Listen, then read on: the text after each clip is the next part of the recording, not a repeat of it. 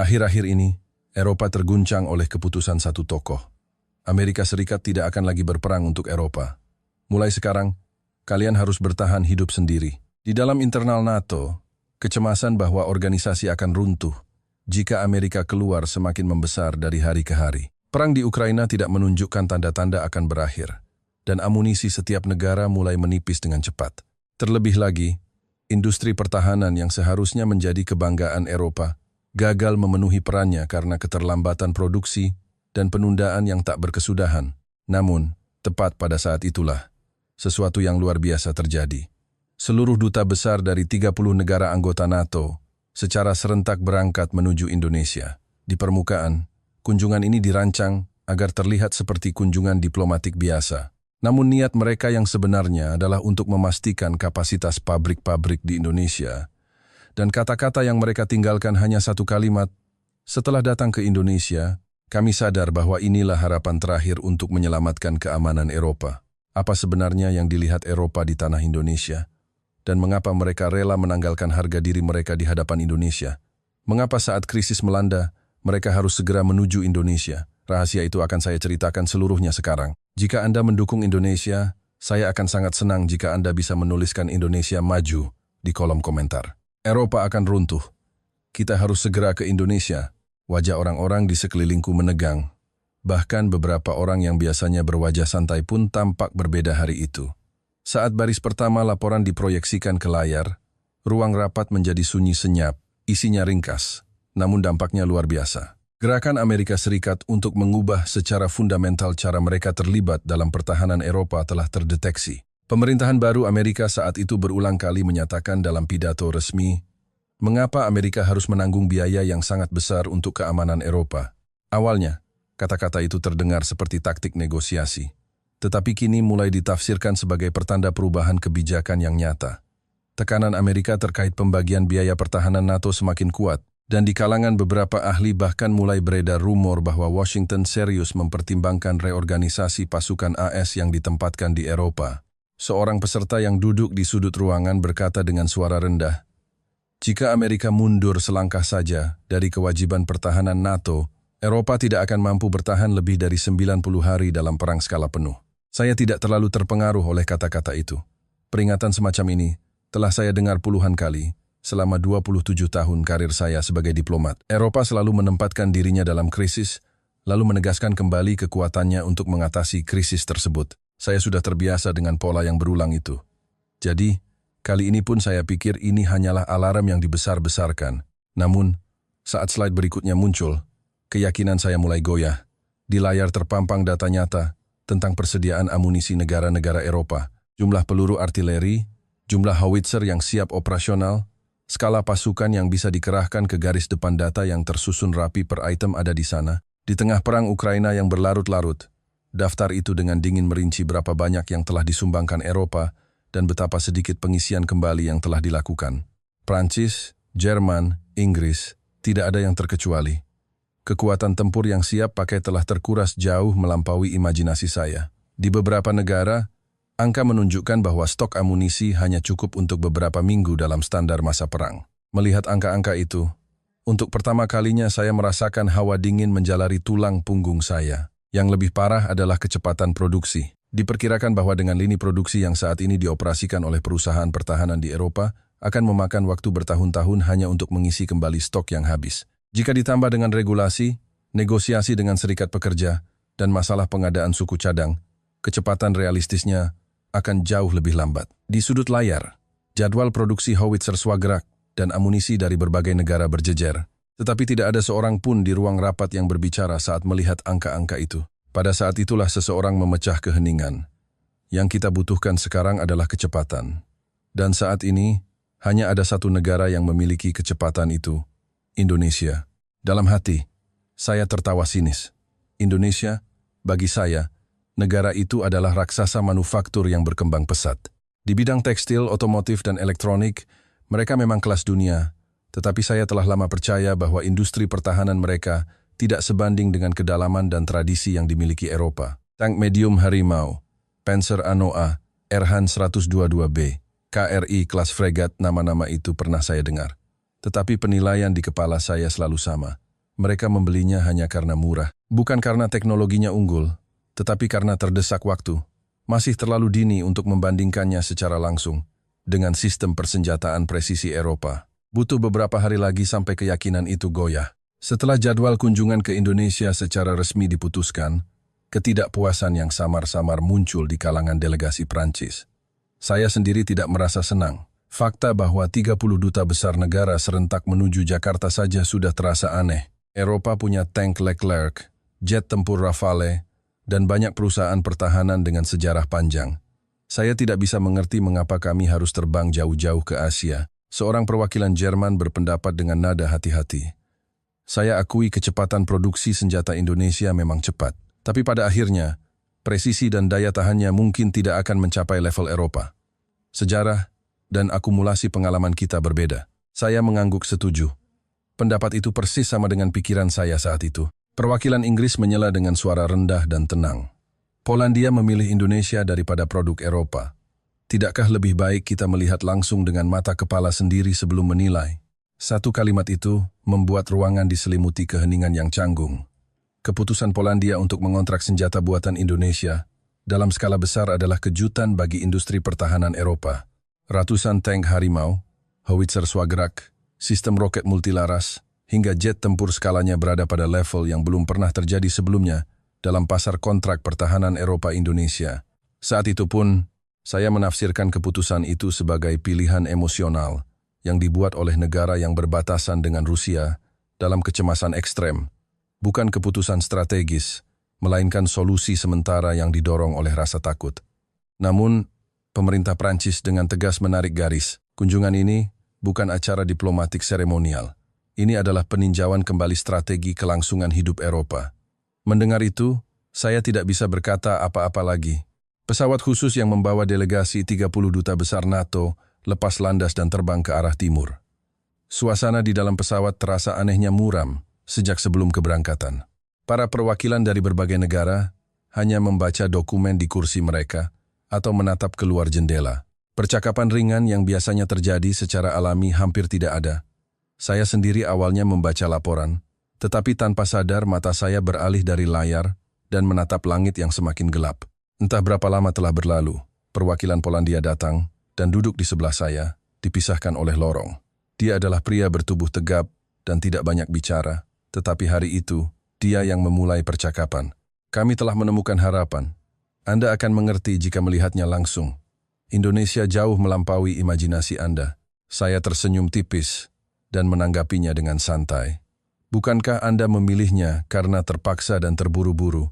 Istilah solusi sementara terdengar lebih pas. Seketika, ekspresi perwakilan Polandia menjadi dingin dan kaku. Dia menatap saya sejenak, lalu berkata dengan suara rendah dan berat, "Prancis mungkin berpikir masih punya banyak waktu.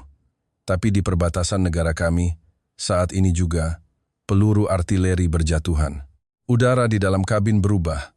Perwakilan Jerman pun menoleh untuk melihat kami berdua, dan perwakilan Inggris perlahan menurunkan dokumen yang sedang dibacanya. Bisik-bisik kecil yang tadinya terdengar di antara kursi seolah lenyap. Perwakilan Polandia melanjutkan tanpa henti. Sementara Eropa membuang-buang waktu di meja perundingan, Indonesia sudah mengoperasikan lini produksi mereka dengan kapasitas maksimal. Ketika kami mengulurkan tangan, Indonesia tidak ragu sedetik pun. Tatapannya dingin dan serius. Bukan mata orang yang marah, melainkan mata orang yang menyatakan fakta. Saya ingin mengabaikan kata-kata itu, tetapi anehnya, ada sesuatu yang mengganjal di sudut hati saya. Apa perasaan mengganjal itu? Saat itu saya belum tahu persis. Saat pesawat mulai menurunkan ketinggian, seorang pejabat NATO menghampiri saya dan dengan diam-diam menyerahkan selembar dokumen. Saya menerimanya dengan santai dan mulai membaca dari baris pertama. Di sana tertulis, Indonesia saat ini adalah satu-satunya negara yang mampu memproduksi senjata yang dibutuhkan Eropa dengan paling cepat, paling banyak, dan dengan biaya paling rasional. Halaman berikutnya memuat perbandingan jadwal produksi sistem roket Erhan 122B, howitzer Swagerak, tank Harimau, dan sistem senjata Eropa. Senjata buatan Eropa membutuhkan rata-rata lebih dari 5 tahun dari kontrak hingga benar-benar menjadi kekuatan tempur. Produk Indonesia, 18 bulan, untuk senjata dengan tujuan dan kegunaan yang sama, Ada perbedaan waktu pengiriman lebih dari 3 kali lipat. Saya melihat kembali tabel itu. Angka-angka yang tidak ingin saya lihat, tetapi tertulis dengan jelas di sana. Ujung jari saya menekan tepi kertas dengan kuat dan berhenti. Di luar jendela, pemandangan malam Jakarta mulai terhampar perlahan. Cahaya bertebaran padat di atas kota yang luas, berkelip tanpa henti, seolah tak akan pernah padam. Saya bisa melihat aliran sungai, gedung-gedung pencakar langit, dan cahaya mobil yang memenuhi jalan tol mengalir di bawah. Sambil menatap cahaya itu dengan pandangan kosong, saya bergumam pada diri sendiri. Jika angka ini benar, mungkin Eropa sedang bertarung dengan cara yang sepenuhnya salah. Itulah keraguan pertama yang saya miliki sebelum menginjakkan kaki di tanah Jakarta. Dan keraguan itu, dalam beberapa hari berikutnya, akan terbukti satu persatu di hadapan banyak fakta yang akan saya lihat dengan mata kepala sendiri dan dengar dengan telinga saya sendiri. Di dalam bus menuju fasilitas produksi PT Pindad, saya sudah mengambil semacam kesimpulan. Pasti ini hanya pertunjukan untuk pamer. Mereka akan menunjukkan beberapa lini produksi yang ditata rapi untuk delegasi Eropa, memutar video promosi, dan diakhiri dengan tepuk tangan yang sopan. Cara yang biasa. Pertunjukan semacam ini seringkali disutradarai oleh perusahaan pertahanan saat menyambut pembeli. Saya telah melihat acara semacam itu berkali-kali di Prancis, Jerman, dan Inggris. Di balik presentasi yang gemerlap, selalu ada kesenjangan dengan kenyataan. Begitulah cara kerja humas industri pertahanan. Jadi, bahkan sebelum turun dari bus, saya sudah siap untuk menjaga jarak. Keesokan paginya setelah tiba di Jakarta, bus berhenti di depan gerbang utama pabrik di Bandung. Pintu terbuka, dan saat saya melangkah keluar, hal pertama yang saya rasakan adalah baunya. Bau minyak, bau logam, dan panas yang dipancarkan oleh mesin yang bergerak tanpa henti. Sejak aroma itu menyentuh hidung saya sudah merasa ada yang berbeda. Mengikuti staf pemandu, saat memasuki gedung produksi, saya tanpa sadar berhenti. Di dalam ruangan itu, lini produksi Panzer Anoa sedang bergerak. Dan itu bukan hanya satu lini. Di sebelahnya, lini untuk tank medium Harimau berlanjut. Dan di seberangnya, proses perakitan kendaraan tempur lain sedang berjalan. Area produksi amunisi terhubung di gedung lain, tetapi di sana pun forklift terus-menerus lalu lalang. Di dalam satu pabrik, beberapa sistem senjata diproduksi secara bersamaan dan tanpa henti menuju penyelesaian. Tidak ada lini yang berhenti. Tidak ada pekerja yang berdiri diam tanpa pekerjaan. Saya butuh beberapa saat untuk memahami pemandangan itu. Ada terlalu banyak lini yang bergerak, sampai-sampai tidak muat dalam satu pandangan. Pabrik itu begitu luas, dan aliran suku cadang yang masuk serta produk jadi yang keluar bersirkulasi seperti makhluk hidup. Saya telah melihat banyak pabrik pertahanan terkemuka di Eropa, kawasan industri berat di Jerman, fasilitas produksi senjata di Prancis, galangan kapal di Inggris. Tetapi dimanapun, saya belum pernah melihat pemandangan di mana kepadatan dan kecepatan seperti ini dipertahankan secara bersamaan. Pabrik-pabrik di Eropa memang presisi dan sistematis, tetapi tidak bergerak dengan urgensi seperti di sini. Seorang karyawan PT Pindad yang menjadi pemandu berhenti dan menjelaskan, saat ini, sebagian besar volume yang berjalan di lini ini adalah pesanan ekspor untuk Eropa. Mendengar kata-kata itu, ekspresi saya untuk pertama kalinya membeku. Mereka sudah menangani volume untuk Eropa dengan kecepatan ini? Saya dengan cepat menghitung dalam kepala. Apa yang akan terjadi jika perusahaan pertahanan Eropa menerima pesanan ekspor sebesar ini? Penambahan lini, pengadaan suku cadang, perekrutan personel, hingga persetujuan berbagai regulasi. 3-4 tahun adalah hal yang wajar dan tidak aneh jika pada kenyataannya memakan waktu 5 tahun. Namun pabrik ini sekarang sudah melakukannya. Tepat di depan mata saya, beberapa saat kemudian, seorang kepala teknis muncul dan di hadapan delegasi, ia memaparkan data yang membandingkan siklus produksi howitzer swagerak mereka dengan waktu pengiriman sistem Eropa. Begitu angka-angka muncul di layar, udara di ruangan menjadi sunyi. Sistem howitzer swagerak utama Prancis dan Jerman membutuhkan rata-rata 4 hingga 6 tahun dari kontrak hingga pengiriman. Indonesia, 18 hingga maksimal 24 bulan. Perbedaan itu sudah mengejutkan saat saya melihatnya di tabel, tetapi setelah melihat langsung lini produksinya, angka itu terasa jauh lebih berat. Itu bukan lagi sekadar angka, melainkan kenyataan yang disodorkan di hadapan saya. Saya tidak bisa tinggal diam. Saya butuh bahan untuk membantah. Jika kecepatannya tinggi, bukankah kualitasnya pasti menurun? Mempercepat produksi akan menghasilkan kompromi dalam hal presisi dan daya tahan. Itu adalah prinsip dasar manufaktur. Kepala teknis itu menatap saya dengan tatapan tak tergoyahkan.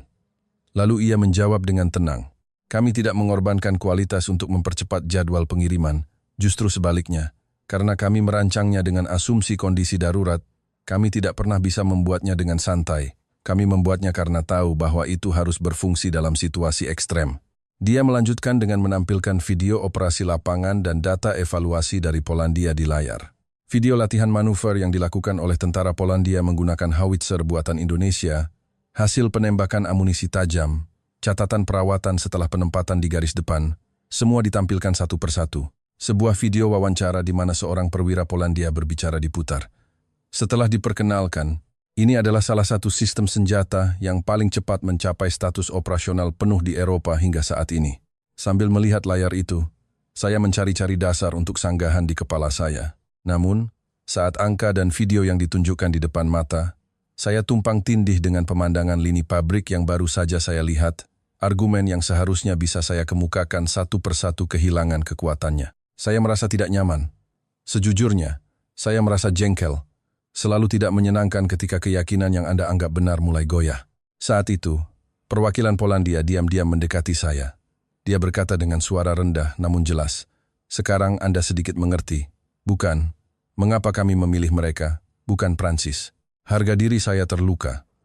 Secara refleks saya membalas, Eropa masih memiliki teknologi yang lebih canggih dan telah melalui verifikasi yang lebih lama. Anda tidak bisa membandingkannya hanya dari kecepatan. Perwakilan Polandia terdiam sejenak, lalu merendahkan suaranya lagi. Pada hari perang dimulai, yang dibutuhkan sebelum kecanggihan adalah senjata yang ada di tempat itu, saat itu juga.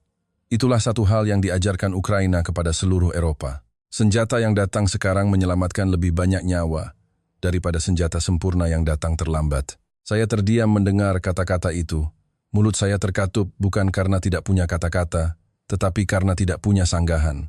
Fakta itu membuat saya semakin tidak nyaman. Jadwal sore hari adalah demonstrasi sistem roket multilaras Erhan 122B dan sistem penangkal drone. Sejujurnya, saya sudah mempersiapkan diri untuk acara humas yang direkayasa lagi. Namun, begitu dimulai, suasananya berbeda. Begitu sebuah drone mengudara, sistem pertahanan langsung merespons. Pelacakan dimulai, data ditransmisikan, dan proses intersepsi selesai dalam beberapa menit. Alirannya mulus dan cepat. Penjelasan selanjutnya mengatakan bahwa ini bukan rekayasa, melainkan sistem operasional yang telah diasah melalui latihan berulang yang nyata. Perwakilan Estonia di sebelah saya menambahkan, "Kami sudah masuk dalam pengembangan bersama sistem ini." Tahukah Anda seberapa besar ancaman drone di Laut Baltik? Insiden drone buatan Rusia melintasi perbatasan kami sudah berulang kali terjadi. Inilah teknologi yang paling kami butuhkan saat ini. Perwakilan Norwegia pun melanjutkan, sistem roket multilaras ini akan diperkenalkan sebagai kekuatan inti baru dalam sistem pertahanan Arktik. Verifikasi kesesuaian operasional di iklim ekstrem sudah selesai. Baru saat itulah saya mulai merasakan sesuatu. Negara-negara ini tidak hanya membeli senjata dari Indonesia. Mereka sedang membangun strategi keamanan masa depan, desain sistem pertahanan, dan arah operasi tempur bersama Indonesia. Ini bukan hubungan antara pemasok dan pembeli. Ini adalah hubungan aliansi yang berubah bentuk menjadi kerja sama konkret. Saya mengambil buku catatan yang saya pegang dan untuk pertama kalinya menulis sesuatu. Indonesia bukan sekadar pemasok senjata. Setelah menulis kalimat itu saya sendiri sedikit terkejut. 2 hari yang lalu, kemungkinan kalimat seperti ini muncul di buku catatan saya adalah 0. Malam harinya, setelah kunjungan resmi ke pabrik selesai, sebagian besar duta besar sudah menuju bus. Tetapi saya berhenti sejenak dan berjalan perlahan di koridor. Di sana, saya menemukan pemandangan yang tak terduga. Meskipun sudah hampir jam 11 malam, para teknisi berbaju kerja masih berdiri di dekat lini produksi. Ada yang membentangkan cetak biru dan menunjuk sesuatu sambil memeriksa. Ada juga insinyur yang menatap layar laptop sambil memeriksa angka. Bahkan setelah pekerja shift malam masuk, para penanggung jawab shift siang tidak beranjak dari tempat duduk mereka, melanjutkan serah terima. Mereka terlihat seolah-olah itu adalah hal yang wajar, bukan karena pekerjaan mereka belum selesai. Saya mendekati salah satu dari mereka, seorang teknisi paruh baya dengan kerutan dalam di sudut matanya, dan bertanya, "Apakah ada alasan mengapa Anda bekerja sampai selarut ini?" Dia menatap saya sejenak, lalu tersenyum sedikit dan menjawab, "Karena kami membuat sesuatu yang harus segera digunakan jika terjadi keadaan darurat." Kalimat yang singkat, namun bobotnya berbeda. Dia melanjutkan dengan tenang. Selama lebih dari 70 tahun setelah kemerdekaan, Indonesia adalah negara di mana krisis bisa terjadi kapan saja. Karena itu, kami tidak pernah bisa belajar untuk menyerah pada salah satu dari keduanya, kecepatan atau kualitas. Karena jika kami menyerah, negara ini akan dalam bahaya. Mendengar kata-kata itu, saya tidak bisa berkata apa-apa. Di Eropa, saya memahami industri pertahanan sebagai salah satu industri strategis. Alat untuk daya saing nasional, instrumen diplomasi, dan sektor yang menciptakan nilai ekonomi. Itulah kerangka kerja yang saya pelajari selama 27 tahun. Tetapi dalam kata-kata teknisi itu, tidak ada kerangka kerja seperti itu. Hanya ada realitas. Realitas bahwa perang bisa pecah kapan saja. Oleh karena itu, logika yang wajar adalah harus membuat produk yang baik. Naluri bertahan hidup yang telah hilang di Eropa puluhan tahun lalu itu masih hidup di dalam pabrik ini. Dan itulah yang melahirkan kecepatan. Saya tidak bisa meninggalkan tempat itu untuk beberapa saat. Di dalam bus kembali ke hotel, sambil menatap cahaya Jakarta yang mengalir di luar jendela, saya berpikir panjang. Eropa telah memelihara angkatan bersenjata. Tetapi, entah sejak kapan, angkatan bersenjata itu bukan lagi untuk perang sungguhan, melainkan untuk keberadaannya semata. Kami memegang perisai, tetapi tidak ada yang benar-benar serius mempersiapkan diri untuk saat di mana perisai itu harus digunakan. Saat perdamaian menjadi hal yang biasa, ketegangan untuk bersiap menghadapi perang pun ikut lenyap. Malam itu, saya kembali ke kamar hotel dan membuka buku catatan. Di bawah kalimat yang saya tulis siang tadi, saya menambahkan satu baris lagi. Kami memelihara militer, tetapi Indonesia adalah negara yang mempersiapkan diri untuk bertahan hidup. Di dalam bus menuju galangan kapal PT PAL di Surabaya, untuk pertama kalinya saya menatap keluar jendela dengan perasaan yang sedikit berbeda. Pemandangan yang saya lihat di pabrik PT Pindad tidak bisa hilang dari kepala saya. Saya tidak mau mengakuinya, tetapi otak saya tidak bisa menghapus apa yang telah saya saksikan dengan mata kepala sendiri. Sosok teknisi berbaju kerja yang berdiri di depan lini produksi hingga larut malam. Pemandangan beberapa sistem senjata yang beroperasi serentak tanpa henti. Dan kata-kata, karena jika kami menyerah, negara ini akan dalam bahaya. Kata-kata itu terus bergema di telinga saya. Saya menyandarkan dahi ke jendela bus dan menatap pemandangan kota yang berlalu. Meskipun masih pagi, jalanan sudah dipenuhi mobil. Kota ini sepertinya tidak menganggap fajar sebagai waktu untuk istirahat. Namun, saya berpikir galangan kapal pasti berbeda. Membuat kapal perang berada pada dimensi yang berbeda dari membuat howitzer atau amunisi. Kompleksitas desain, presisi material, integrasi peralatan elektronik, hingga kemampuan operasional bawah air yang dituntut dari teknologi kapal selam, sangat terkait dengan tradisi maritim yang telah dibangun Eropa selama ratusan tahun. Prancis adalah negara yang mengoperasikan kapal selam nuklir. Teknologi galangan kapal Jerman dan Italia juga kelas dunia. Saya tahu Indonesia pandai membuat kapal komersial. Mereka berada di jajaran atas dalam rekor pesanan dunia untuk kapal pengangkut LNG dan kapal kontainer super besar.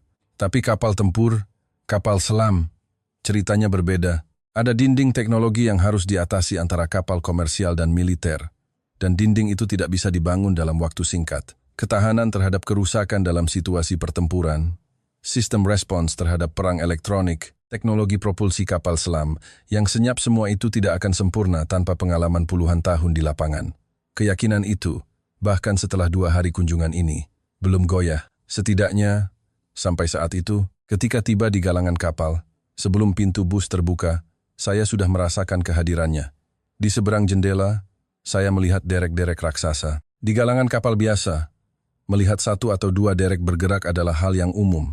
Tetapi di sini, setidaknya ada lebih dari 10 derek yang bergerak serentak sejauh mata memandang. Suara logam beradu dan percikan api las terlihat jelas, bahkan di siang hari, dan di dalam dok yang luas, lambung kapal raksasa berjejer rapi. Saat saya turun dan mengangkat kepala, saya kehilangan kata-kata melihat skala besarnya.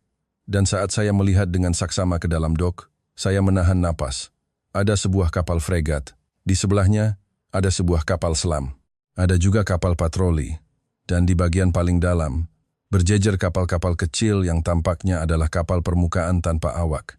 Kapal-kapal ini tidak dipisahkan di dok yang berbeda, melainkan semuanya maju dalam prosesnya, masing-masing secara bersamaan di dalam satu ruang yang luas. Struktur-struktur raksasa itu masing-masing bergerak, menuju penyelesaian dengan kecepatannya sendiri. dan di sekelilingnya, ribuan orang bergerak tanpa henti. Pemandangan itu benar-benar luar biasa. Saya melirik perwakilan Jerman yang berdiri di sebelah saya. Dia juga kehilangan kata-kata.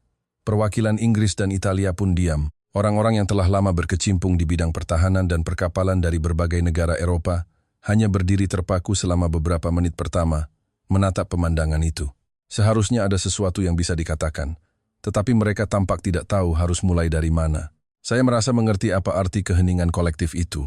Seorang staf pemandu dengan tenang menjelaskan situasi saat ini. Saat ini di dok, 2 fregat, 1 kapal selam, 3 kapal patroli cepat, dan 2 kapal penyapu ranjau sedang dibangun secara bersamaan. Selain itu, pekerjaan terkait kapal permukaan tanpa awak yang sedang dalam tahap uji coba juga berjalan paralel. Semua jadwal pengiriman sesuai rencana. Saya mengulangi angka-angka itu dalam kepala saya. Di antara galangan kapal yang membuat kapal perang di Eropa, adakah tempat yang saat ini sedang melakukan pembangunan serentak sebesar ini? Sejujurnya, saya tidak bisa langsung memikirkannya. Tentu, galangan kapal Eropa juga hebat. Tapi pemandangan di mana berbagai jenis kapal tempur yang begitu beragam diselesaikan secara bersamaan di ruang yang sama adalah hal yang tidak biasa. Terlebih lagi dengan penjelasan bahwa jadwal pengiriman sesuai rencana, saya telah melihat begitu banyak kasus di mana jadwal pembangunan kapal perang di Eropa terlambat dari rencana, sehingga penjelasan ini terdengar semakin tidak nyata. Dari delegasi Prancis, untuk pertama kalinya, muncul suara keraguan secara terbuka. Seseorang yang ikut dalam kunjungan ini, sebagai penasihat Angkatan Laut, dengan lengan terlipat, meninggikan suaranya. Kecepatannya memang mengesankan, tapi bukankah karena kecepatan itu, pada akhirnya harus ada kompromi pada daya tahan atau sistem kontrol elektronik yang presisi? Kapal perang berbeda dengan kapal komersial. Pimpinan dari PT PAL tersenyum sedikit sambil mengeluarkan materi. Di layar, ditampilkan data operasional jangka panjang dari Angkatan Laut Indonesia dan negara-negara yang telah menandatangani kontrak ekspor, hasil latihan tempur, riwayat perawatan, hasil uji di berbagai kondisi lingkungan, semuanya disajikan secara sistematis. Penjelasan berlanjut bahwa industri perkapalan Indonesia telah mengirimkan kapal komersial yang membutuhkan presisi sangat tinggi seperti kapal pengangkut LNG dan kapal super besar pada level tertinggi dunia selama puluhan tahun, dan sistem manajemen kualitas yang terakumulasi dalam proses itu diterapkan langsung pada pembangunan kapal perang. Secara konkret, ditunjukkan bagaimana kapal angkatan laut yang diekspor Indonesia saat ini dioperasikan, frekuensi perawatan, dan riwayat perbaikannya. Kami bisa membuat kapal perang dengan cepat bukan hanya karena keunggulan skala. Dasarnya adalah pengalaman puluhan tahun dalam mengirimkan kapal paling kompleks di dunia dengan standar paling ketat. Bagi kami, cepat dan presisi bukanlah hal yang bertentangan. Dia menambahkan satu penjelasan lagi. Materi yang menunjukkan betapa fregat dan kapal selam buatan Indonesia memiliki kompatibilitas yang alami dengan sistem NATO. Isinya mencakup bahwa sistem senjata, sistem komunikasi, hingga peralatan perang elektronik dapat diintegrasikan sesuai standar. Ini bukan sekadar menjual senjata, melainkan sebuah penawaran untuk bisa terhubung langsung ke dalam sistem pertahanan Eropa. Saya merasakan suasana di dalam delegasi Prancis mulai berubah. Orang-orang yang awalnya melipat tangan dan menatap dengan sinis, pada akhir briefing, menatap layar dengan tajam atau diam-diam membuat catatan. Tidak ada yang secara terbuka mengakui, tetapi suasananya jelas telah berubah.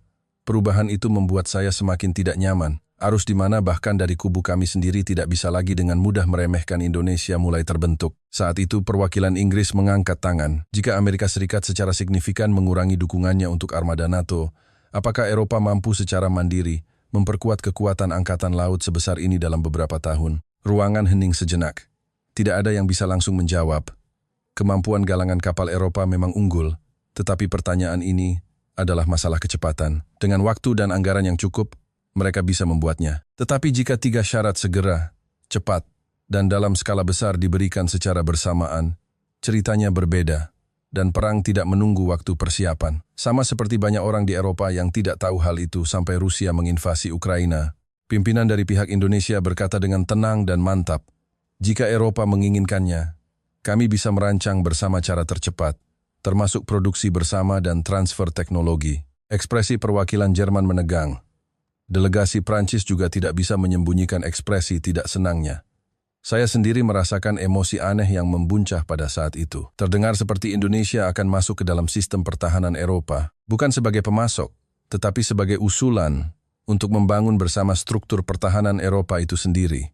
Itulah yang mengguncang saya, bukan karena saya ingin mengakuinya, tetapi karena saya merasa kata-kata itu secara realistis mungkin terjadi, dan fakta bahwa saya merasa itu mungkin membuat saya semakin tidak nyaman. Di tengah kunjungan, terjadi insiden yang tidak terduga.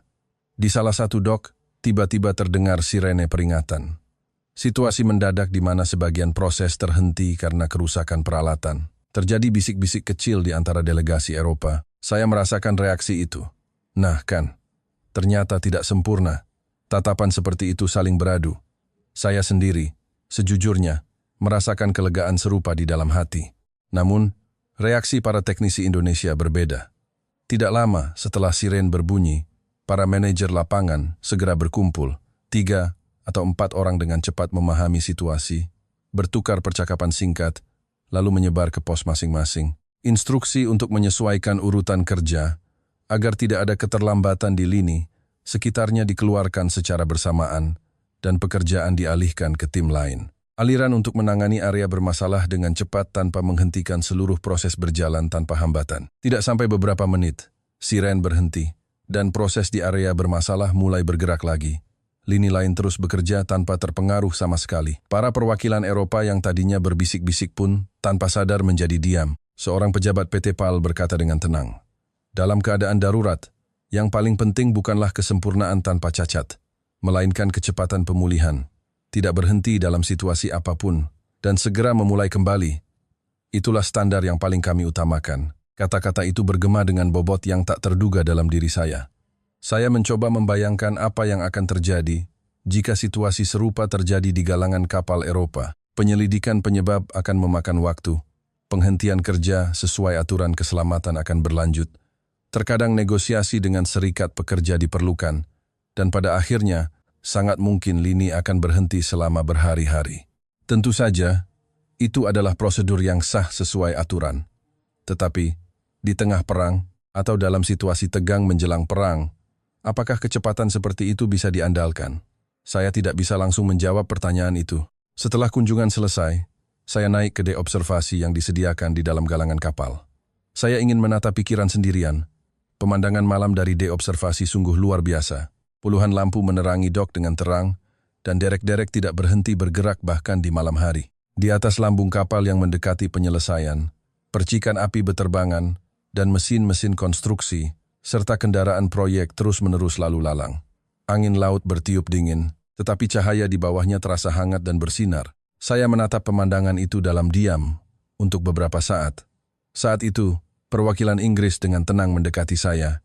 Dia tidak berkata apa-apa untuk beberapa saat, hanya menatap pemandangan yang sama, lalu akhirnya bertanya dengan suara rendah, "Apakah Prancis masih melihat Indonesia sebagai pesaing?" Saya mencoba menyiapkan jawaban, tetapi mulut saya tidak bisa terbuka dengan lancar. Perwakilan Inggris menunggu keheningan saya. Beberapa saat kemudian dia melanjutkan, "Saya telah berubah pikiran. Indonesia bukan pesaing. Mereka adalah negara yang saat ini mutlak tidak boleh dilepaskan oleh Eropa." Mendengar kata-kata itu, saya tidak bisa berkata apa-apa. Saya tidak bisa menyangkalnya, tetapi juga tidak bisa dengan mudah menyetujuinya. Semua yang saya lihat selama 2 hari ini mengganjal di dalam hati, dan hal-hal itu perlahan-lahan mengikis penilaian yang telah saya yakini selama bertahun-tahun. Malam itu setelah kembali ke hotel, saya berdiri di depan jendela untuk beberapa saat. Di kejauhan, Selat Madura terlihat, dan di seberangnya, cahaya membentang sejauh mata memandang. Saya mengambil buku catatan, menatapnya lama, lalu perlahan menambahkan satu baris. Indonesia bukan negara yang bersiap untuk perang, melainkan negara yang memperhitungkan hingga setelah perang. Saat meletakkan pulpen, saya untuk pertama kalinya merasakan sesuatu di dalam diri saya mulai runtuh sedikit demi sedikit. Bagian selanjutnya, dari cerita ini akan melanjutkan perjalanan transformatif sang diplomat. Puncaknya dalam pidato yang menentukan di hadapan NATO, dan kesimpulannya setelah kembali ke Prancis, persis mengikuti alur dan panjang cerita aslinya. Pagi hari kedua kunjungan ke Indonesia tiba. Saya hampir tidak menyentuh sarapan di hotel. Pikiran saya terlalu rumit. Apa yang saya lihat di pabrik PT Pindad, apa yang saya lihat di galangan kapal PT PAL, kata-kata tajam perwakilan Polandia, keyakinan tenang perwakilan Inggris, semua itu mulai berkumpul menjadi satu gambaran, tetapi saya belum siap sepenuhnya menerima gambaran itu. Sambil memegang cangkir kopi, saya menatap keluar jendela. Jakarta sudah sibuk sejak pagi. Orang-orang berangkat kerja, mobil-mobil lalu lalang dengan tergesa-gesa, kota yang tak pernah berhenti. Negara ini seolah tidak mengenal istirahat. Sebelum jadwal pagi dimulai, delegasi Prancis berkumpul secara terpisah di ruang rapat kecil hotel. Suasana di ruang rapat terasa berat sejak awal. Para pejabat yang sudah menyimpan ketidakpuasan sebelum kunjungan ke Indonesia tidak berniat mengubah pendirian mereka bahkan setelah melihat langsung lapangan selama 2 hari. Tidak, justru mereka menjadi lebih defensif. Ketika seseorang menyaksikan sesuatu tetapi tidak mau mengakuinya, mereka cenderung lebih keras kepala berpegang pada posisi semula. Saya tahu betul hal itu, karena saya sendiri merasakan emosi yang sama. Seorang pejabat mengetuk-ngetukkan ujung jarinya ke meja sambil berkata dengan tegas, Polandia memilih senjata Indonesia karena murah dan cepat, bukan karena kualitasnya unggul. Mereka hanya menggunakannya karena terpaksa sekarang. Pada akhirnya Eropa akan kembali ke teknologi Prancis dan Jerman. Orang lain mengangguk sambil menambahkan, saat kita mengakui Indonesia, kita mengirimkan sinyal bahwa kita akan terdorong keluar dari pasar pertahanan Eropa. Kita harus berhati-hati saat ini. Mendengar kata-kata itu, awalnya saya ingin mengangguk. Tetapi anehnya, leher saya menjadi kaku. Kata-kata yang 2 hari lalu akan saya setujui secara alami. Kini tidak bisa lagi saya terima dengan mudah. Pemandangan yang dilihat langsung oleh mata saya terus-menerus mengintervensi. Lini produksi yang beroperasi serentak. Dok yang pulih dalam beberapa menit setelah sirene peringatan berbunyi. Wajah para teknisi yang membentangkan cetak biru hingga larut malam. Semua itu muncul lebih kuat di hadapan saya daripada kata-kata di ruang rapat ini.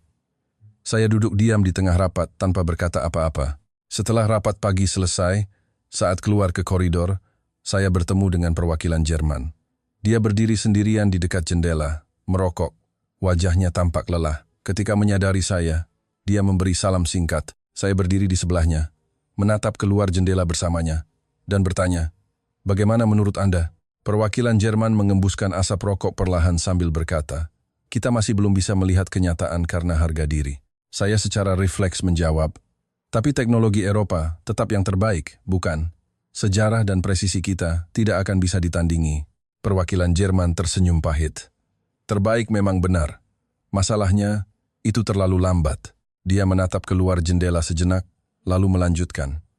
Dia bercerita tentang realitas industri pertahanan Jerman. Selama puluhan tahun terbuai dalam dividen perdamaian, lini produksi menyusut dan terjerat dalam regulasi, konflik politik, serta masalah serikat pekerja. Kecepatan produksi menjadi semakin lambat. Mereka bisa membuat tank Leopard.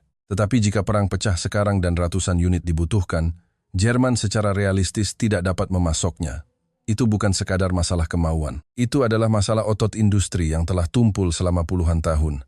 Industri pertahanan Jerman yang pernah disebut terkuat di Eropa, kini berulang kali tidak bisa menepati jadwal pengiriman pesanan. Itulah alasan mengapa pria ini merokok dengan wajah lelah. Kami bisa membuat tank, tapi jika perang dimulai sekarang, kami tidak bisa memasoknya seperti Indonesia. Saya tahu itu. Kata-kata jujur itu lama terngiang di telinga saya. Perwakilan Jerman pun sudah tahu. Di dalam internal Eropa, suara-suara yang mengakui kenyataan sudah mulai muncul. Saya merasa mungkin hanya saya yang masih menahan diri. Jadwal sore hari adalah briefing tentang keamanan yang disiapkan oleh pihak Indonesia. Saya pikir itu akan menjadi acara formalitas. Saya membayangkan sesuatu seperti peta yang menunjukkan ancaman militer dengan beberapa panah digambar di atasnya, yang biasa terjadi di pertemuan para pemimpin negara. Namun begitu memasuki ruang rapat, suasananya berbeda. Briefing dimulai dari situasi ancaman yang melingkupi Indonesia. Bukan sekadar penilaian abstrak. Tren militer yang terdeteksi di negara-negara sekitar, status pengembangan senjata, data peluncuran berbagai misil, hingga pola serangan siber konten yang konkret dan presisi terus berlanjut. Fakta bahwa analisis real-time pada level itu dilakukan saja sudah mengejutkan. Negara ini tidak melakukan analisis ancaman sebagai pekerjaan, melainkan untuk bertahan hidup. Perbedaan itu terasa. Kemudian dijelaskan sistem respons Indonesia terhadap ancaman tersebut. Sistem mobilisasi komponen cadangan, fasilitas perlindungan bawah tanah yang dibangun di berbagai penjuru negeri, sistem konversi fasilitas produksi untuk masa darurat, dan struktur industri yang dirancang agar rantai pasok tidak terputus, bahkan dalam keadaan darurat. Selama lebih dari 70 tahun, dalam situasi di mana keadaan darurat bisa terjadi kapan saja, seluruh negara dipertahankan sebagai sistem pertahanan yang hidup. Di setiap pabrik, jalan, dan sistem logistik, tertanam desain yang mengasumsikan kondisi darurat. Ini bukan rencana teoretis, melainkan sistem yang benar-benar berfungsi. Di atas sistem itulah pabrik PT Pindad bergerak, galangan kapal PT PAL bergerak, dan para teknisi bekerja hingga larut malam. Seorang pejabat Indonesia berkata, "Kami berharap perang tidak akan datang, tapi kami hidup dengan asumsi bahwa itu bisa dimulai kapan saja." Kata-kata itu mengubah udara di ruang rapat.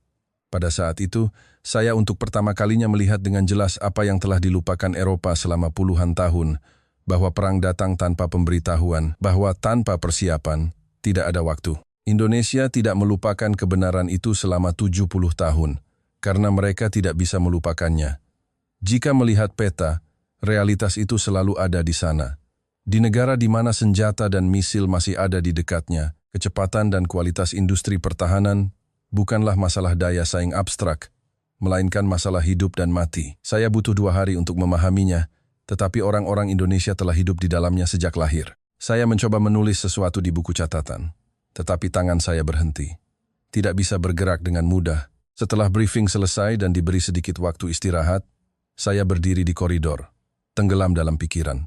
Bagaimana keadaan Prancis sekarang? Kami memiliki senjata nuklir, anggota tetap Dewan Keamanan PBB, dan merupakan negara pertahanan tradisional.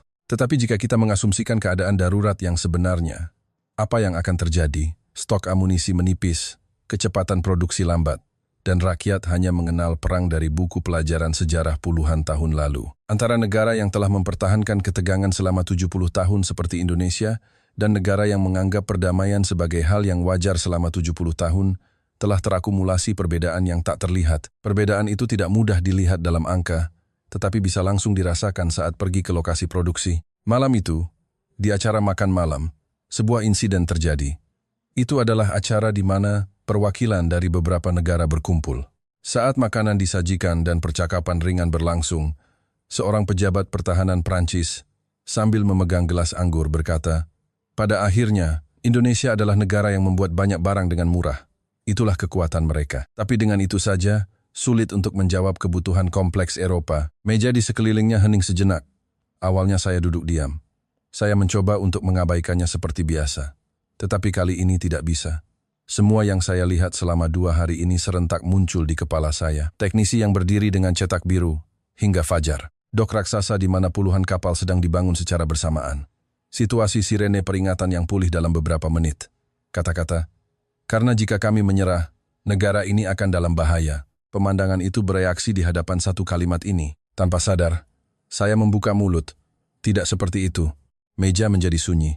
Semua orang menatap saya. Saya melanjutkan tanpa henti. Indonesia bukan negara yang membuat barang murah.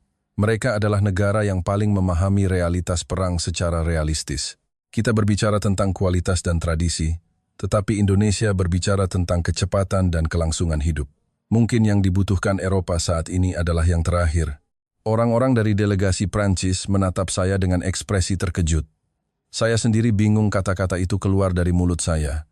Tetapi anehnya, tidak ada penyesalan. Setelah makan malam selesai, saya kembali ke kamar hotel dan mengeluarkan sebuah foto lama.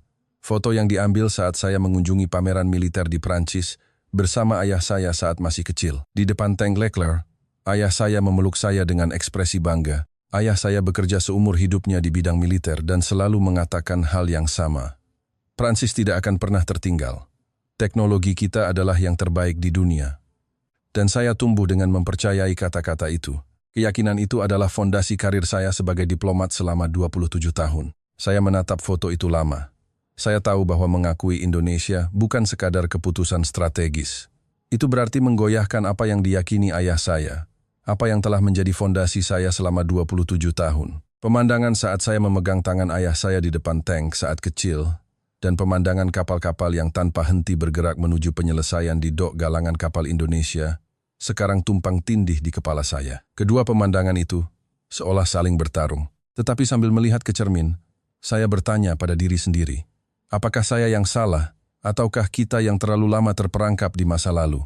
Jawabannya sudah ada. Sambil menatap pemandangan malam Jakarta di luar jendela, malam itu saya untuk pertama kalinya mengakui bahwa saya telah condong ke pihak Indonesia. Dan saya tahu bahwa kecenderungan itu bukanlah karena rasa takut atau penyerahan diri, melainkan penilaian yang baru bisa dibuat setelah melihat kenyataan. Saya dengan diam-diam membuka buku catatan, dan menulis kalimat terakhir malam itu.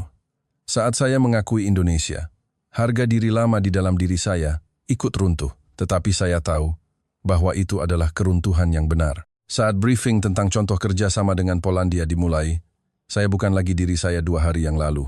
Fakta itu sendiri tidak menyenangkan. Saya adalah orang yang memiliki kriteria penilaian sendiri yang telah saya bangun selama 27 tahun. Tidak mudah goyah adalah kekuatan saya, dan itulah yang membawa saya ke posisi saya saat ini. Namun, kurang dari 3 hari setelah tiba di Jakarta, sesuatu di dalam diri saya mulai bergerak sedikit demi sedikit. Rasanya seperti pengkhianatan terhadap diri sendiri. Namun, saat realitas kerjasama dengan Polandia ditampilkan satu persatu di layar ruang rapat, ketidaknyamanan itu secara bertahap berubah menjadi guncangan yang lebih kuat. Awalnya, saya hanya memahami kasus Polandia sebagai sekadar kontrak pembelian senjata.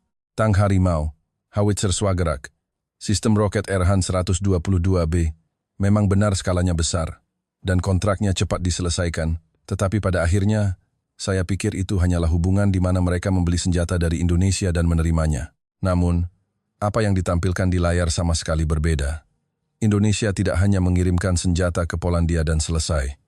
Rencana untuk membangun pabrik produksi bersama di Polandia sudah berjalan. Pekerjaan untuk membangun rantai pasokan suku cadang di dalam Polandia juga berjalan serentak.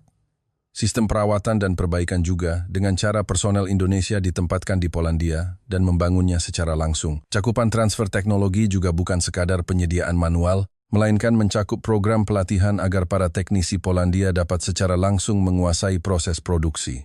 Arah Indonesia adalah agar Polandia dapat memproduksi sendiri setelah mencapai level tertentu. Awalnya saya berpikir, perusahaan Eropa juga melakukan transfer teknologi. Memang benar. Perusahaan pertahanan Eropa juga melakukan transfer teknologi. Tetapi caranya sebagian besar terbatas. Teknologi inti disembunyikan sebagai black box, dan yang dilokalkan umumnya adalah proses perakitan. Karena mempertahankan ketergantungan adalah model bisnisnya, transfer teknologi yang memungkinkan kemandirian penuh tidak dilakukan. Itulah praktik lama di industri pertahanan. Pemasok memastikan pembeli akan terus membutuhkannya. Itulah inti bisnisnya. Tetapi apa yang dilakukan Indonesia terhadap Polandia levelnya berbeda. Itu adalah transfer sejati yang mencakup teknologi inti. Perwakilan Polandia berdiri dari kursinya dan berbicara sendiri. Indonesia bukan negara yang menjual senjata lalu pergi. Mereka adalah negara yang mempersiapkan kami untuk bertempur bersama.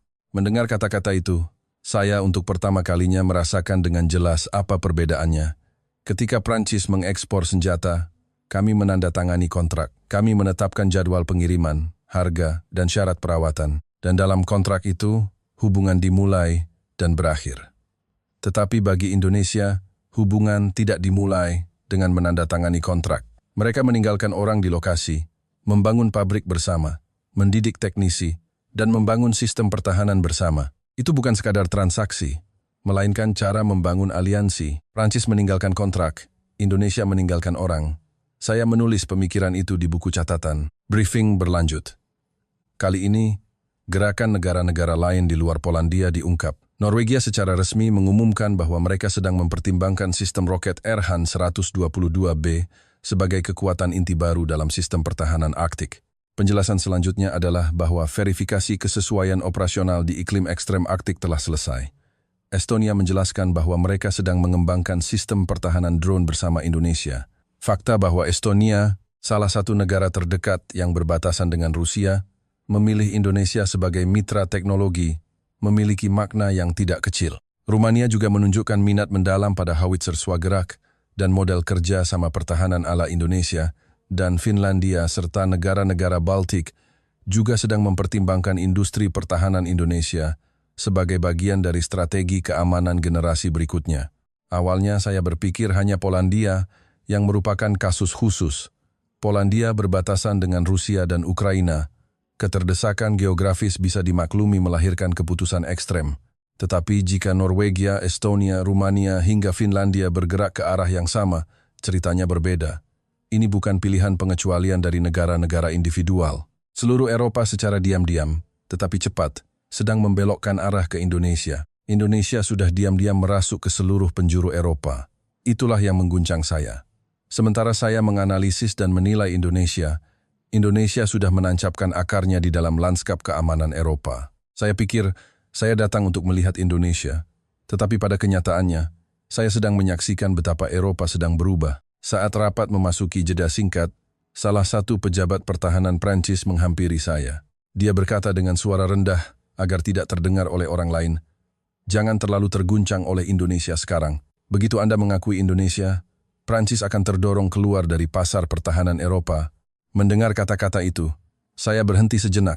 Kasus Polandia adalah pengecualian. Pada akhirnya, Eropa akan kembali ke teknologi Prancis dan Jerman. Mendengar kata-kata itu, anehnya saya merasakan emosi yang berbeda dari sebelumnya. Dulu, kata-kata itu akan menjadi penghiburan.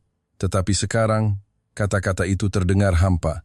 Terdengar seperti harapan, bukan kenyataan. Terdengar seperti kata-kata orang yang melihat apa yang ingin dilihatnya. Di kejauhan, saya melihat pemandangan seorang teknisi Indonesia dan seorang insinyur Polandia duduk berdampingan, menatap cetak biru. Teknisi Indonesia itu secara langsung menjelaskan struktur perangkat kepada insinyur Polandia, mengajarkan cara membangun lini produksi lokal. Tidak ada kecanggungan di antara mereka. Mereka bercakap-cakap secara alami seperti rekan kerja yang telah lama bekerja bersama. Saya menatap pemandangan itu untuk beberapa saat. Ketika rapat dilanjutkan, seorang perwakilan Eropa melontarkan pertanyaan tajam. Jika Indonesia harus memasok ke beberapa negara secara bersamaan, apakah mereka bisa menepati semua jadwal pengiriman? Jika pesanan menumpuk, bukankah kemacetan, bottleneck, tidak bisa dihindari? Itu adalah pertanyaan yang rasional. Beberapa perwakilan di ruang rapat mengangguk. Saya sendiri, saat pertama kali mendengar pertanyaan itu, merasa, ya, pada akhirnya batasan itu akan terungkap. Namun jawaban dari pihak Indonesia berbeda dari yang diperkirakan. Tabel jadwal produksi aktual, rencana perluasan pabrik, dan data sistem produksi bersama di lokasi ditampilkan di layar. Kami tidak hanya berpikir tentang produksi tunggal. Kami merancang bersama hingga pembangunan produksi bersama di lokasi Eropa dan jaringan pasokan suku cadang. Struktur ini dirancang agar basis produksi akan tumbuh bersama seiring dengan meningkatnya pesanan. Modelnya adalah, jika pabrik di Polandia selesai, Polandia akan menangani sebagian volume. Dan jika pabrik di Rumania selesai, Rumania akan menanggung volume tambahan. Perwakilan Norwegia mengangguk. Perwakilan Polandia dengan tenang berkata, "Itulah mengapa kami memilih Indonesia." Pada saat itu, saya menyadari bahwa cara berpikir manufaktur Eropa dan cara berpikir manufaktur Indonesia secara fundamental berbeda. Eropa mempertahankan pasar dengan melindungi teknologi. Indonesia menciptakan pasar dengan berbagi teknologi. Mana dari kedua cara itu yang menarik lebih banyak negara, sudah bisa dilihat hanya dengan melihat ekspresi para perwakilan yang duduk di ruang rapat ini. Negara yang bersaing dan melindungi versus negara yang bekerja sama dan memperluas. Perbedaan itulah yang kini sedang mengubah lanskap keamanan Eropa. Larut malam, saya duduk sendirian di lobi hotel, meninjau kembali materi. Kontrak dengan Polandia, rencana produksi lokal, data pertimbangan pengenalan tambahan dari berbagai negara menumpuk di hadapan saya. Saya membalik-baliknya satu persatu. Lalu tiba-tiba berhenti. Dari layar televisi di sudut lobi, berita mengalir. Isinya adalah bahwa Swedia sedang mempertimbangkan untuk memperkenalkan howitzer swagerak buatan Indonesia. Laporan berlanjut bahwa Spanyol juga menunjukkan gerakan serupa. Saya menatap layar dengan pandangan kosong. Swedia dan Spanyol, tidak seperti Polandia, bukan negara yang berbatasan dengan Rusia. Alasan memilih karena keterdesakan tidak berlaku bagi mereka. Fakta bahwa negara-negara itu memilih Indonesia berarti ini bukan lagi respons terhadap krisis, melainkan keputusan strategis. Dan keputusan strategis itu sedang menyebar ke seluruh Eropa. Saya telah lama menganggap Indonesia sebagai alternatif yang murah dan cepat. Tetapi pada saat ini, saya tahu bahwa pemikiran itu sepenuhnya salah. Saya menulis perlahan di buku catatan. Indonesia memiliki apa yang telah hilang dari Eropa, kecepatan, fleksibilitas, dan kemauan untuk bertahan hidup. Dan di bawahnya, saya menambahkan satu baris lagi. Kita tidak bisa menghentikan Indonesia sebagai pesaing. Mulai sekarang, kita harus mencari jalan untuk berjalan bersama. Pagi hari terakhir kunjungan, saya terbangun sebelum fajar. Saya tidak bisa tidur. Apa yang saya lihat dan dengar selama beberapa hari tidak bisa hilang dari kepala saya. Di luar jendela masih gelap, tetapi Jakarta saat itu sudah bersinar. Cahaya di atas jalan, cahaya di atas gedung-gedung tinggi. Kota ini seolah tidak takut pada malam. Saya berbaring di tempat tidur menatap langit-langit, lalu akhirnya bangun. Hari ini adalah hari terakhir. Dan setelah hari ini berakhir, saya harus kembali ke Paris. menjadi orang yang berbeda. Delegasi NATO menerima briefing keamanan darurat pada pagi hari terakhir. Suasananya berbeda bahkan sebelum briefing dimulai.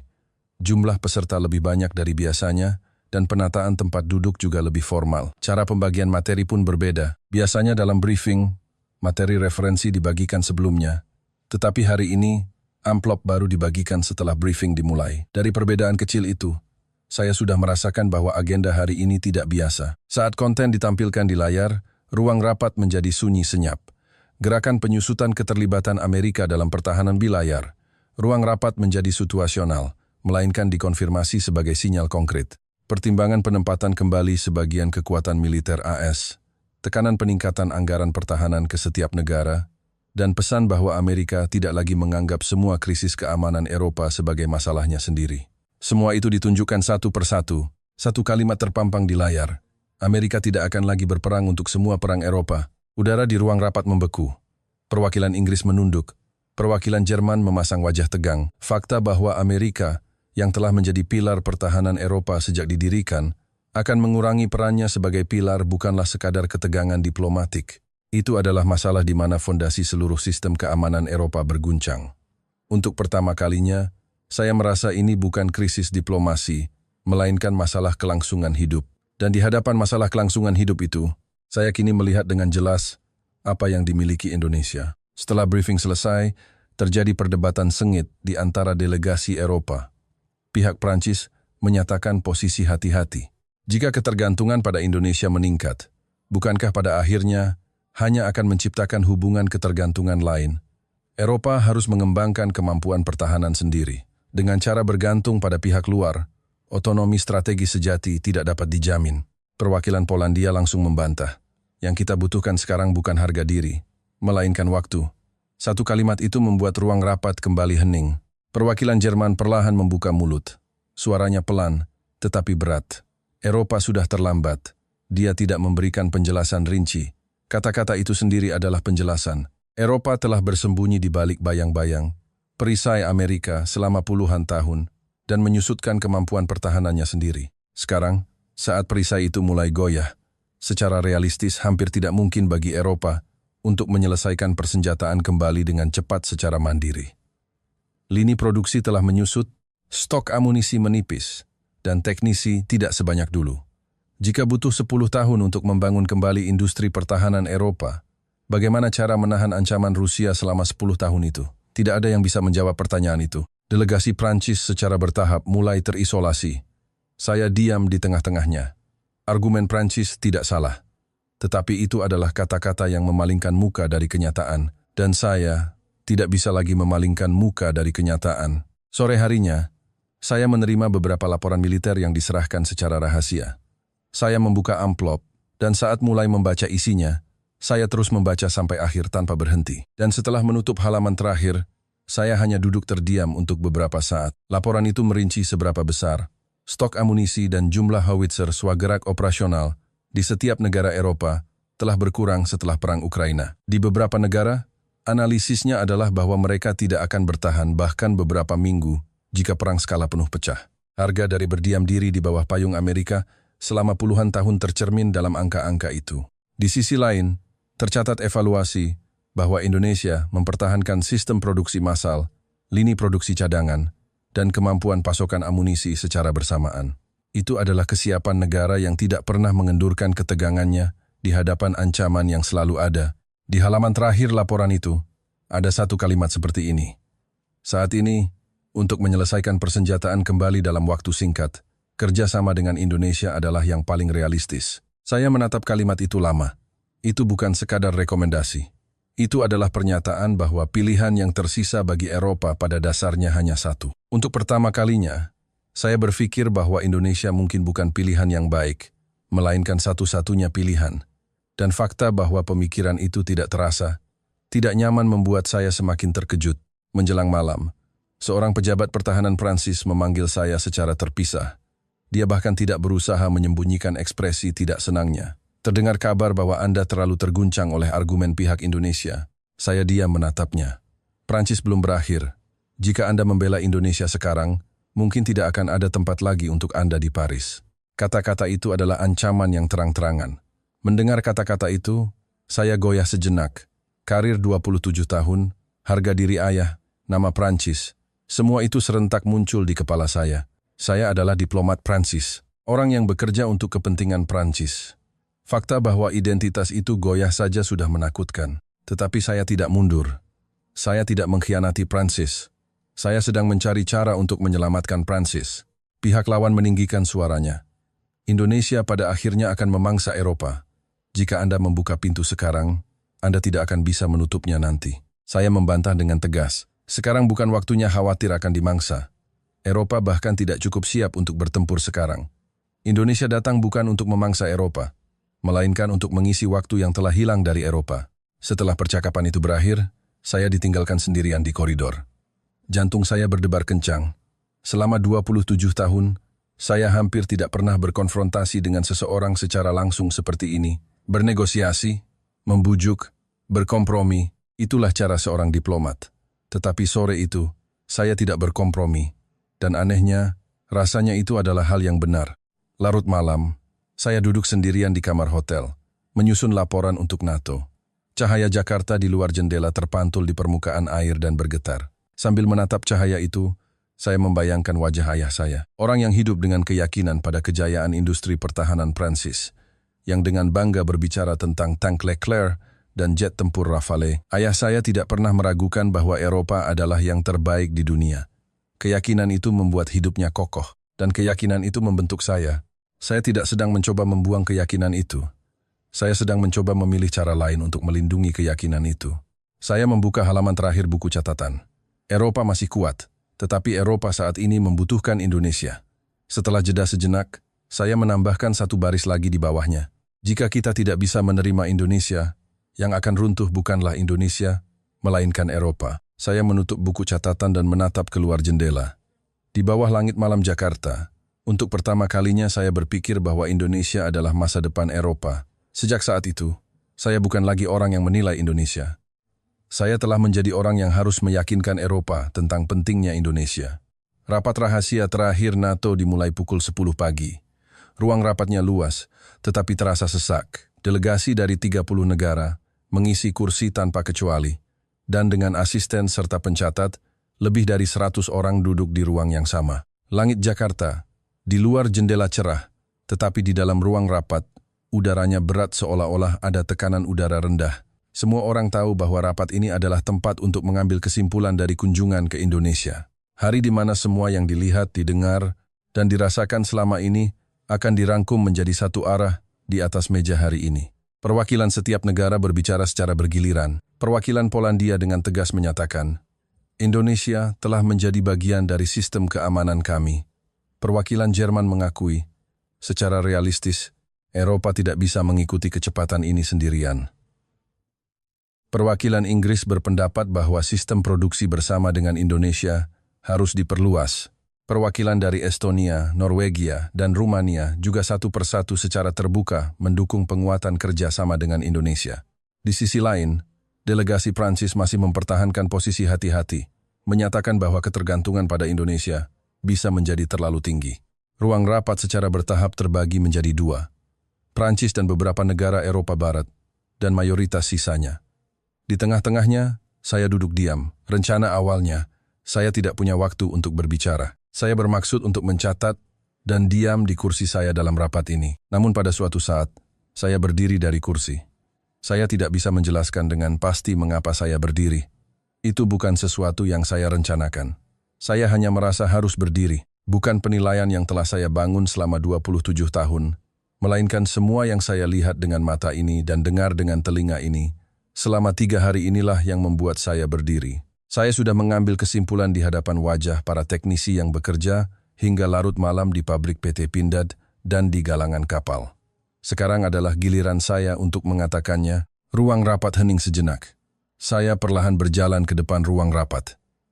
Delegasi Prancis menatap saya dengan ekspresi terkejut. Perwakilan Polandia dan Jerman juga memusatkan pandangan mereka pada saya. Saya mengambil napas sekali, lalu mulai berbicara. Sebelum saya datang ke Indonesia, saya meremehkan negara ini. Ruang rapat menjadi sunyi senyap. Saya menganggap Indonesia hanya sebagai negara manufaktur yang murah dan cepat. Saya percaya mereka tidak bisa menjadi pengganti industri pertahanan Eropa. Tetapi selama 3 hari ini, melihat langsung pabrik, galangan kapal, dan bertemu dengan para teknisi, saya tahu bahwa pemikiran saya sepenuhnya salah. Saya menceritakan apa yang saya lihat di pabrik PT Pindad. Lini produksi di mana beberapa sistem senjata beroperasi serentak. Jadwal pengiriman yang 3 kali lebih cepat dari Eropa. Dok yang pulih dalam beberapa menit setelah siren peringatan berbunyi. Dan kata-kata yang diucapkan oleh teknisi yang berdiri dengan cetak biru hingga larut malam. Karena Indonesia adalah negara di mana krisis bisa terjadi kapan saja selama lebih dari 70 tahun, kami tidak pernah bisa belajar untuk menyerah pada kecepatan atau kualitas. Perwakilan Jerman mengangguk. Perwakilan Inggris melepaskan lipatan tangannya dan menatap saya. Saya mengambil napas sejenak, lalu mengucapkan kata-kata yang menentukan. Indonesia bukan pengganti industri pertahanan Eropa. Indonesia adalah satu-satunya sekutu yang bisa mengembalikan waktu yang telah hilang dari Eropa. Ruang rapat menjadi sunyi senyap. Saat itu, seorang pejabat pertahanan Prancis berdiri dengan suara marah. Apakah Anda bermaksud menyangkal industri pertahanan Prancis? Saya menjawab dengan tenang. Tidak. Saya mengatakan kita harus melihat kenyataan untuk melindungi Prancis. Jika kita bekerja sama dengan Indonesia, pada akhirnya teknologi Eropa akan menjadi bawahan. Apakah Anda tidak mengerti itu? Saya tidak mundur. Kemarin saya masih goyah, tetapi pada saat ini, saya tidak goyah. Sekarang bukan waktunya khawatir tentang menjadi bawahan. Eropa bahkan tidak cukup siap untuk bertempur sekarang. Kita masih berpegang pada kejayaan masa lalu, tetapi Indonesia sudah menciptakan masa depan. Di dalam delegasi, Prancis pun mulai terjadi perpecahan. Beberapa orang menunduk atau memalingkan muka. Mereka juga tahu, hanya saja sulit untuk mengatakannya. Perwakilan Jerman berkata dengan suara rendah namun jelas, Eropa seharusnya tidak bersaing dengan Indonesia, melainkan mempersenjatai kembali bersama Indonesia. Begitu kata-kata itu selesai, udara di ruang rapat berubah. Para perwakilan yang awalnya hati-hati pun mulai menyatakan posisi mereka.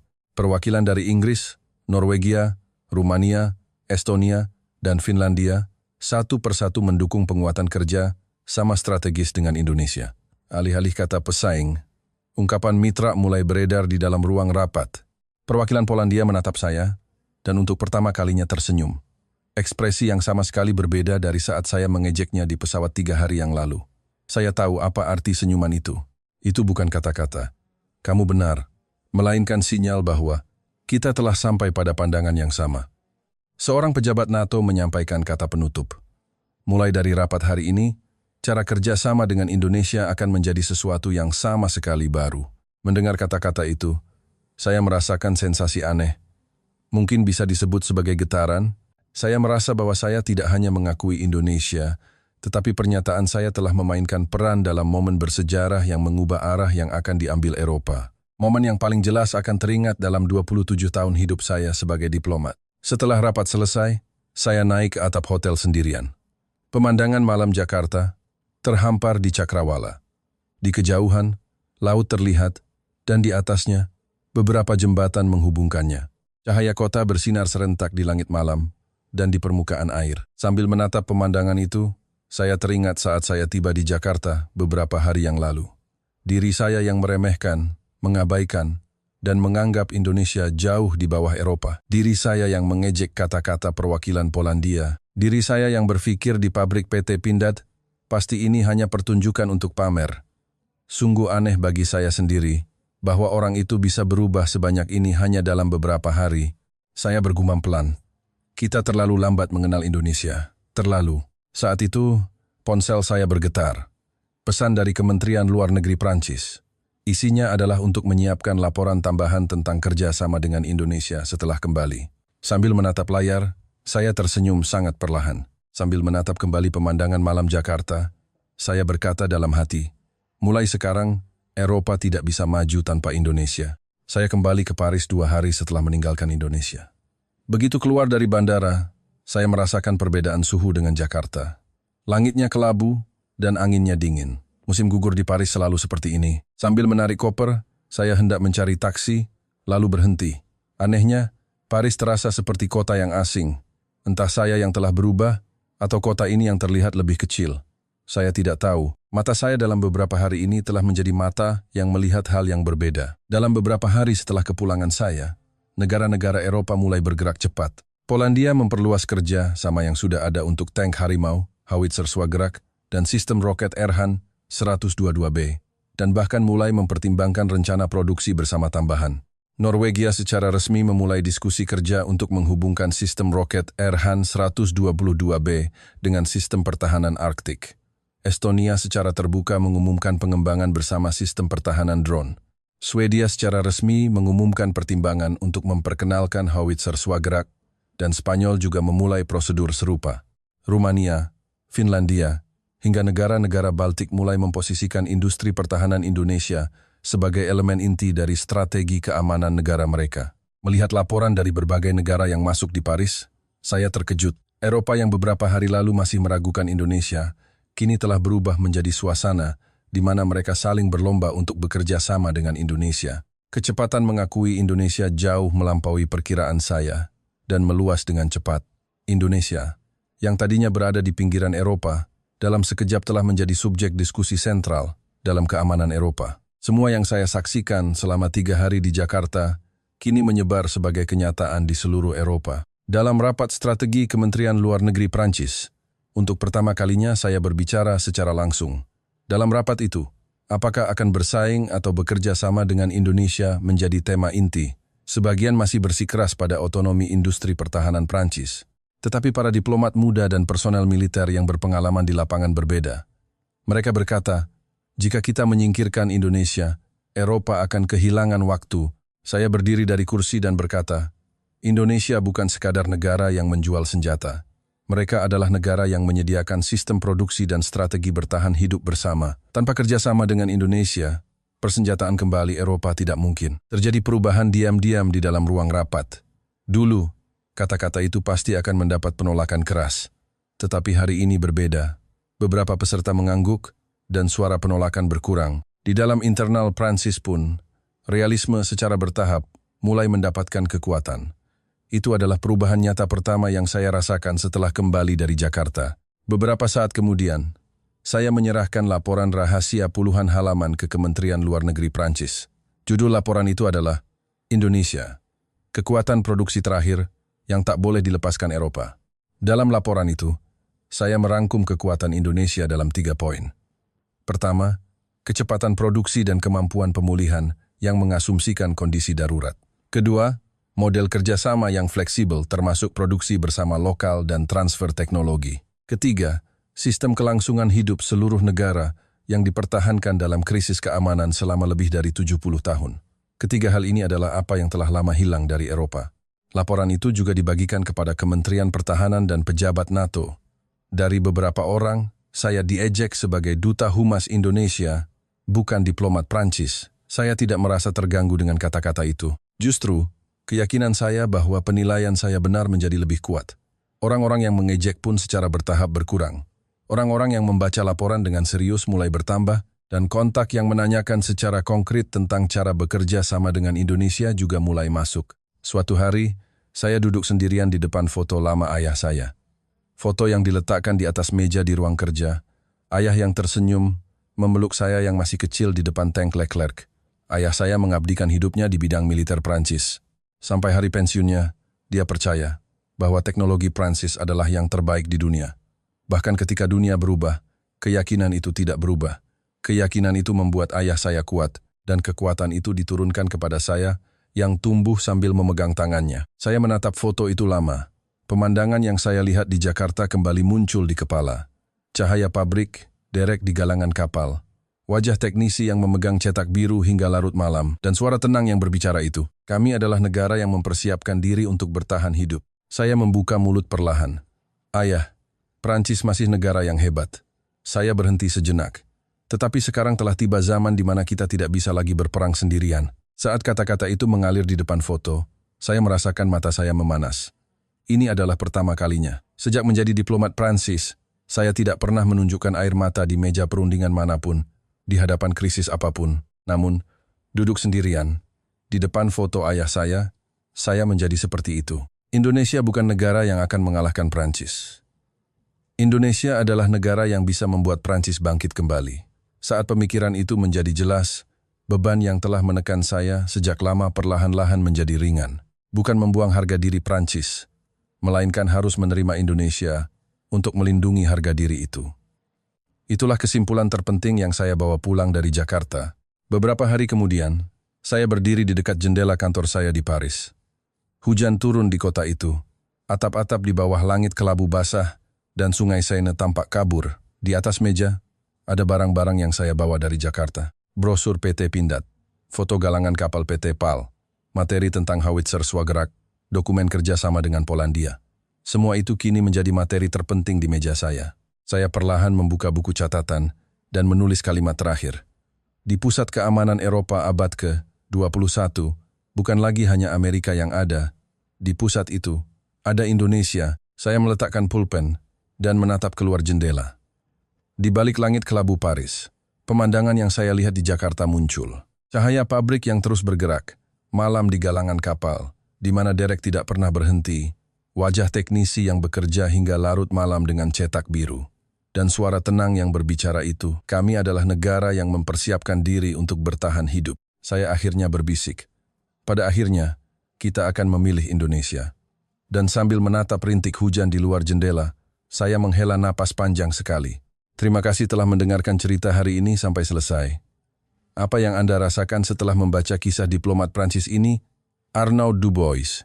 Jika ada adegan yang paling berkesan bagi Anda saat ia menghancurkan prasangkanya sendiri di hadapan teknologi dan kekuatan produksi Indonesia, silakan bagikan di kolom komentar. Indonesia, dengan teknologi yang dibangun tanpa menyerah, bahkan di tengah krisis keamanan pasca kemerdekaan, kini telah menjadi kekuatan pertahanan dunia yang dicari oleh Eropa. Jika Anda mendukung dengan berlangganan saluran dan memberikan suka, kami dapat menyajikan cerita yang lebih menarik lagi. Ini adalah Indonesia Istimewa, yang menyajikan episode-episode inspiratif dari luar negeri.